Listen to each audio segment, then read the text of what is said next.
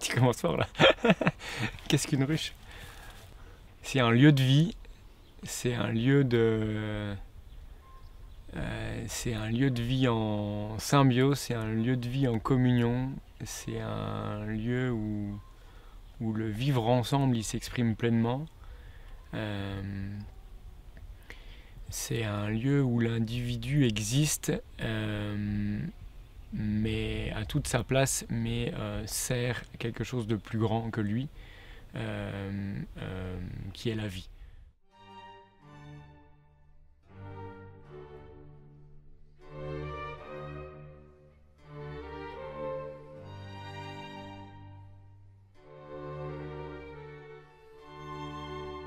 C'est un lieu de communion, un lieu de vibration, un lieu d'odeur, un lieu où la vie s'exprime déjà en premier lieu et où elle permet eh ben, de vivre dans son intérieur pour pouvoir aller chercher à l'extérieur.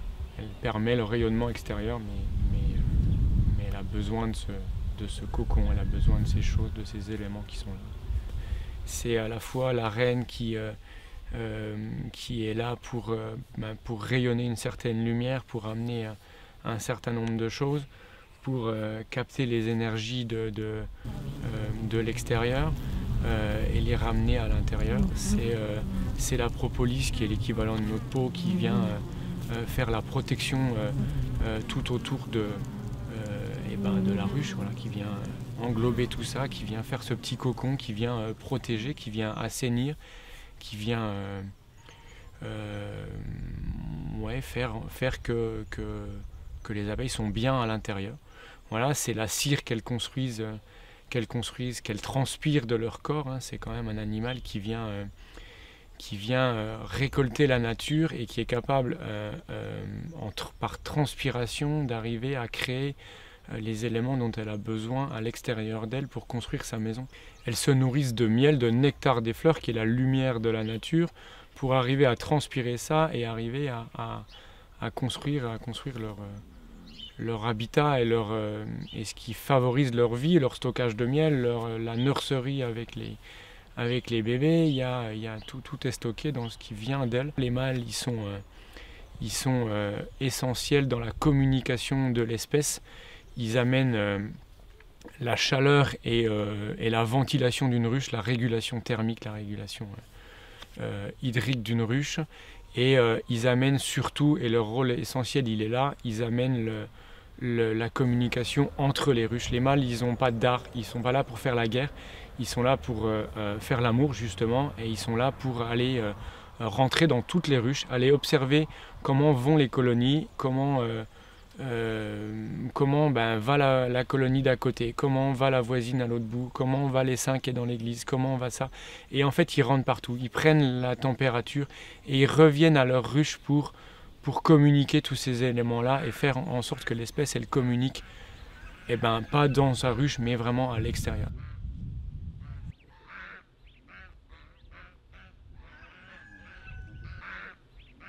Le rôle des abeilles est de rendre tout ça possible en fait, de rendre tout ça possible un petit peu dans la matière, d'aller récolter le pollen pour les larves, d'aller récolter le miel pour leur nourriture, d'aller faire tout ça, mais surtout d'aller...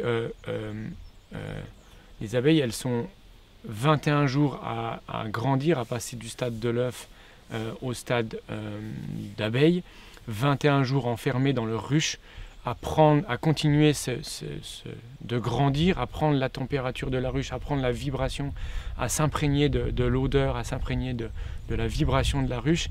Et au bout de ces semaines d'intérieur, de pouvoir aller à l'extérieur, rayonner la vie, rayonner l'amour, rayonner cette vibration qui émane de l'intérieur de la ruche pour l'amener à l'extérieur et communiquer ça aux plantes, aux arbres, à la nature, aux animaux qui sont là et transmettre cette vibration à tout cet environnement-là. On part de l'intérieur, elles partent vraiment de leur intérieur pour aller rayonner à l'extérieur. Voilà. Ça, c'est sûr qu'elle est venue à moi, ça c'est déjà très très clair là-dessus. Elle est venue à moi et En premier lieu au travers de mon grand-père qui avait des ruches, voilà, et qui m'a transmis, cette connexion à l'abeille, qu'elle avait besoin de moi et que j'avais besoin d'elle. Et les 4 ou 5 dernières années de ma vie, elles m'ont permis de grandir, de me reconnecter à beaucoup de choses. Elles m'ont amené cette lumière intérieure, cette vibration, cette joie de vie, cette abondance, cette facilité de lâcher prise. Enfin, on peut mettre plein de mots derrière, mais elles sont à l'initiative de ça pour moi, et elles amènent tellement de choses que oui, il faut, et je dis bien il faut là, il faut se reconnecter à soi et à tout ce qui nous entoure et se laisser faire par tellement de choses. Par tellement ces petites bêtes sont magiques. Donc dès qu'il y a une question un peu bizarre, dès qu'il y a une incompréhension, elles sont présentes, elles se rappellent à moi, elles viennent me rechercher, et avec tellement de simplicité, de douceur, de bienveillance, de respect. Elles sont sorties de la ruche et il y avait, je pense, une grosse centaine d'abeilles qui dansaient autour de moi. Voilà, et le message il est clair, le message il est juste, et juste de poser la question et de voir ça, on se dit lâche prise, ça va aller, elles sont là, et il peut rien arriver ou en tout cas ça sera peut-être négatif, mais en tout cas c'est juste dans ce que je dois vivre. Et quand c'est pas juste, à l'inverse, quand la question elle est là et que c'est pas juste, elles viennent au contact, elles viennent nous rentrer dedans, elles viennent nous bousculer dans ce qu'on est. Et ça peut aller jusqu'à la piqûre, mais la piqûre elle n'est pas innocente. La piqûre d'une abeille, c'est un don de soi, elle va mourir quand elle va piquer. Donc une abeille qui me pique, c'est une grande gratitude pour moi, parce qu'elle vient piquer à un endroit juste où j'ai besoin de réagir. Les dernières piqûres, elles étaient pour moi systématiquement tout au niveau du front. Il y a un moment donné, il faut ouvrir les yeux, il faut voir ce qui se passe, il faut voir où il faut aller chercher, il faut creuser. Observe, tout est là. Voilà, et quand l'abeille elle vient piquer là, oui, merci d'avoir piqué là. Merci, je sais pas pourquoi encore, parce que je comprends pas le message. Merci parce qu'il y a quelque chose que je dois débloquer, il y a quelque chose que je dois voir, mais merci, elle donne sa vie pour ça, elle donne sa vie pour que moi je puisse grandir. Donc il y a quand même un don de soi et et un respect qui forcément est là, quoi, nécessairement, quoi.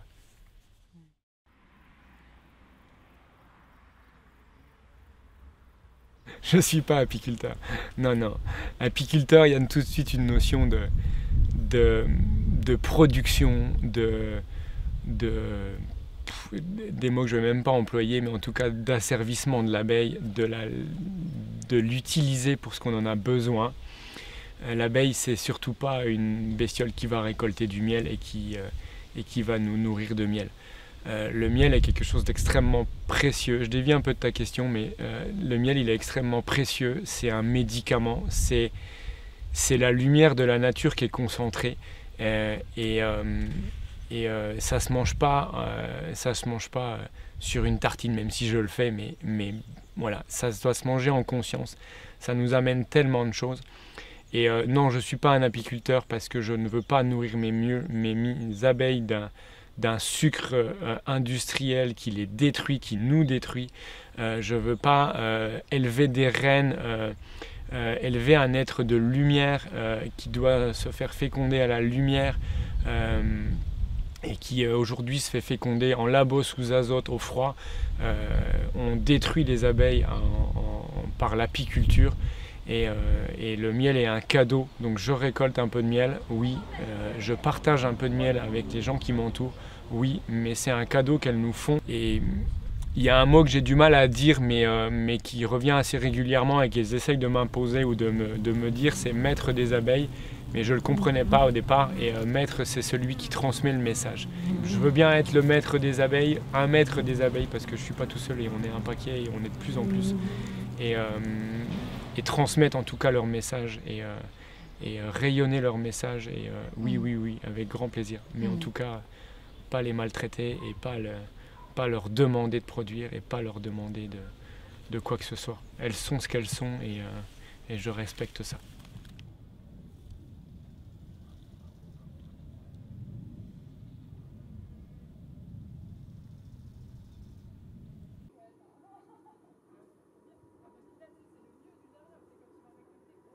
La fourmilière parce qu'on est tous des petites fourmis, on est tous acteurs de tout ça et que chacun individuellement on doit créer ce monde, créer la rencontre, créer le vivre ensemble, créer ce que chacun a envie de créer. Moi j'ai les abeilles, mais on a chacun notre rayonnement. On y fait de la farine, on y fait du pain, beaucoup de rencontres, beaucoup d'échanges, beaucoup de partage. Les animaux, on ne cherche pas à ce qu'ils aient une fonction, à ce qu'ils aient un rôle, à ce qu'ils nous apportent quelque chose.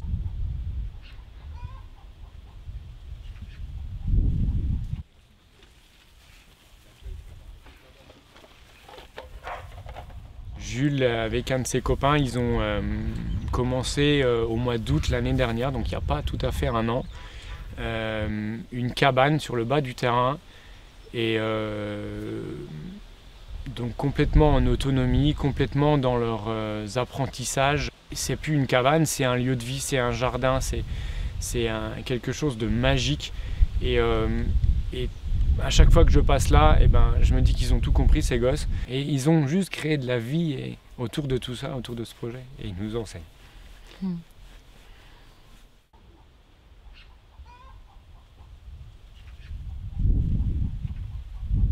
Tout est possible, il faut juste observer et se rendre compte que c'est là et que c'est déjà là et que la vie elle demande juste qu'à vivre en fait et qu'il y a juste à se laisser faire. Je m'appelle Adrien, je vis, je suis et je vis.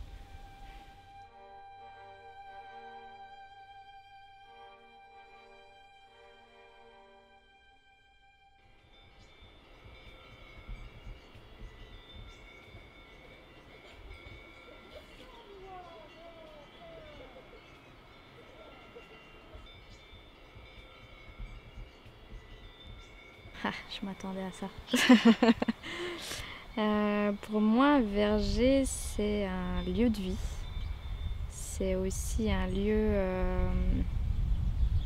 de partage et surtout un lieu où on peut échanger, où il y a une transmission. Ouais, c'est ça, une transmission. Ouais. Ça s'est fait comme ça. Ça a été vraiment... Je me suis pas posé de questions. Il y a eu cette proposition. Bon, bien sûr, je suis du coin aussi, hein, mais tout s'est enchaîné très très vite sans qu'il y ait une seule question qui se pose. Ça a été en vente, j'ai acheté, sans me dire je vais planter des arbres, je vais l'ouvrir, pas du tout. Ça vient au fur et à mesure et ouais, c'est ça qui fait que je pense que je suis sur le bon chemin. C'est de me dire qu'il n'y a eu aucun doute. Il n'y a eu aucun moment donné, je me suis dit, est-ce que je fais ça? Est-ce que je fais pas ça? Est-ce que ça me correspond? Est-ce que, en fait, ouais, je suis chez moi, quoi. J'ai trouvé ma maison, mon endroit et mon lieu de créativité, ouais. Surtout ça. Il y a tout qui est réuni et qui me ressemble. Donc j'ai un peu trouvé aussi mon image ici. Et ouais, surtout le moyen de m'exprimer librement et dans mon petit monde que je suis en train d'ouvrir.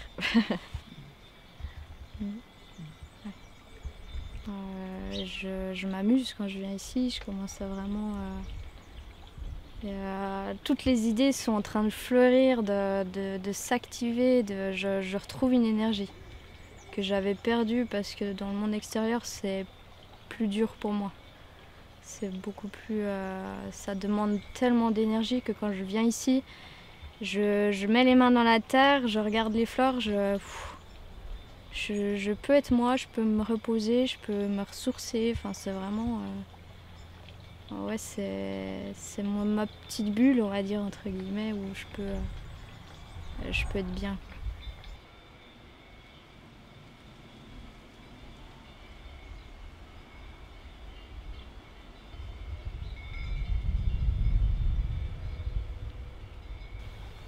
L'envie aussi peut-être étonnamment, c'est une partie de moi qui a toujours été difficile, c'est de m'ouvrir au monde et de discuter, d'échanger, même l'idée de transmettre, de former des gens, non. Alors qu'ici, ouais, ça s'est développé. C'est vraiment une envie qui est très très forte maintenant. J'ai pas envie j'ai énormément de chance d'avoir tout ça. C'est pas l'opportunité de tout le monde.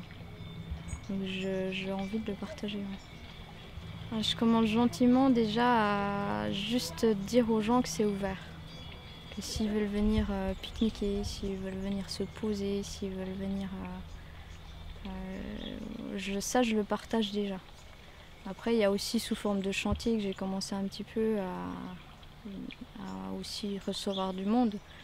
Où les gens viennent m'aider, on travaille toute la journée, on se fait un petit pique-nique, enfin, c'est sympa quoi. Et c'est vrai que pour l'instant, j'ai absolument pas fait grand-chose. Mais ça se fait tout seul. C'est comme le verger, il est arrivé tout seul et ça vient tout seul aussi. Je rencontre au fur et à mesure des liens, des gens qui viennent d'eux-mêmes et qui correspondent à ce projet aussi. Ouais. Ça, je trouve encore plus chouette que d'aller forcément chercher. Ouais, ça se fait tout seul.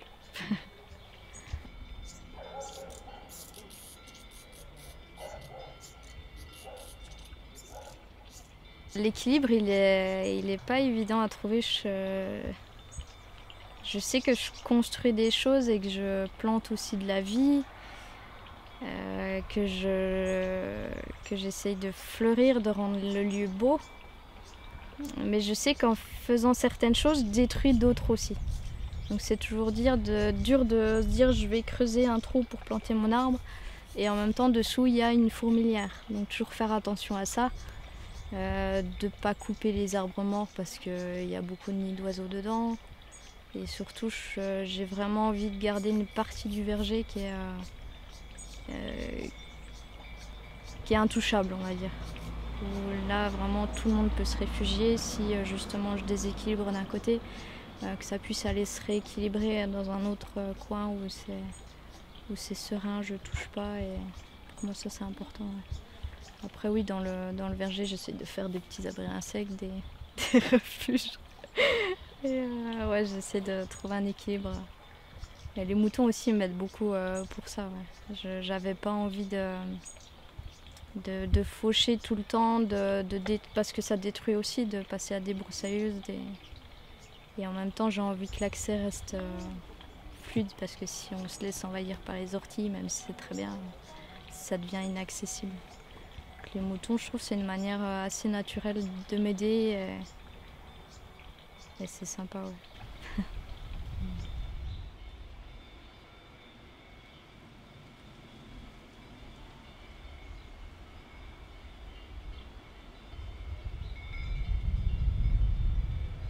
Mon grand-père a été très présent. Ouais.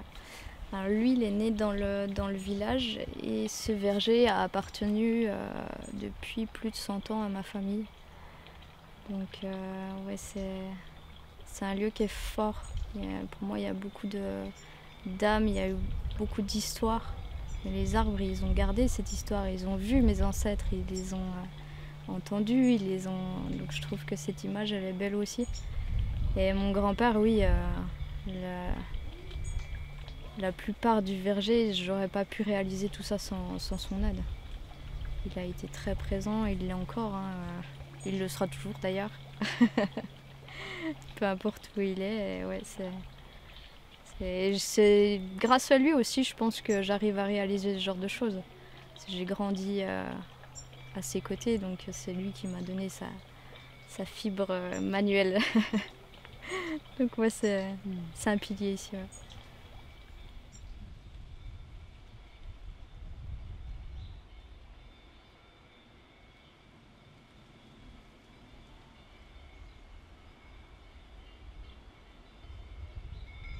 Je suis saisonnière déjà et surtout je suis le vent. C'est que je touche à beaucoup de métiers différents parce que je m'ennuie assez vite. Et j'adore apprendre. Me nourrir de beaucoup de choses. J'ai un appétit très très fort au niveau de ce besoin de me nourrir et de m'en servir pour construire des choses justement. Et ouais, je pense que ça c'est ce que je suis. Ouais. Je me sens comme une messagère aussi. On m'emmène à certains moments vers certaines personnes et j'ai des choses à transmettre, des messages qui viennent. C'est assez particulier de dire ça, mais ouais, je suis guidée. Je suis très très bien guidée et très très bien soutenue. Il y a beaucoup de monde qui m'aide. Je suis Lucie, je suis le vent.